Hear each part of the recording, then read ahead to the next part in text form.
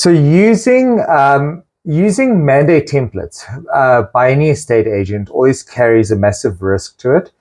The reason for this is it's not necessarily always drafted or catering for your business and what your business actually needs. And I'll give you an example of this. So in the leasing space, I'm a big supporter of the TPN leasing mandate, the rental mandates there, because they set a really good, strong foundation. And I've compared this to other mandates that have been drafted, and nothing beats it from a template perspective. But even under those circumstances, one does need to consider the reality that depending on where you're going with your business, it might need to look different. So for an example, if you're planning to sell your rental book, that is a business decision that you need to factor in when preparing these mandates, because you may need to include something in the mandate that allows you to cede the rights to that mandate to somebody else, and the landlord needs to be aware of it, or at least consent to it, as opposed to it being disallowed.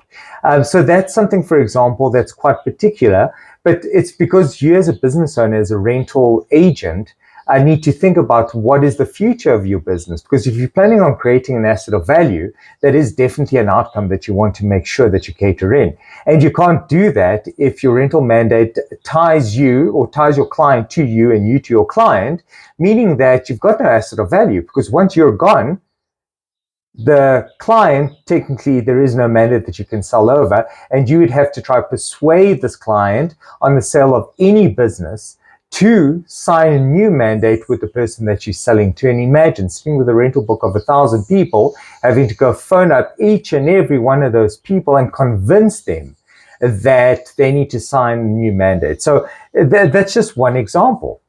Another example, and this is very, very common, is the procurement fee versus the management fee, and the understanding of how this works. So one of the biggest complaints that we get from estate agents is the early termination of a mandate, or the perceived early termination of a mandate.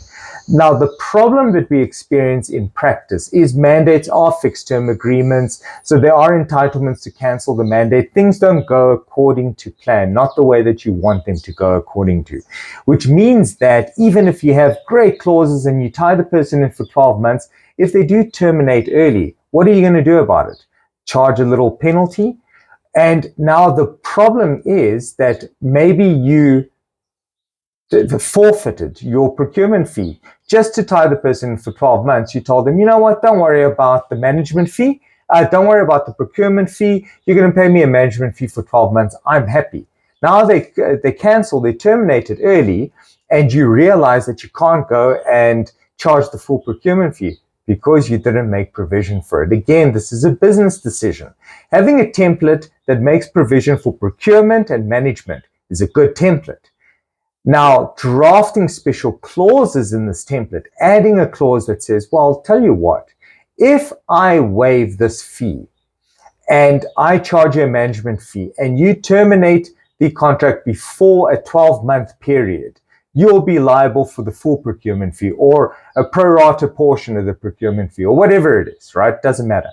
A bottom line is make sure your mandates are drafted in order to be able to cater for this. Absolutely. So yeah, thank you very, very much there, Bruno. Obviously, one has to observe the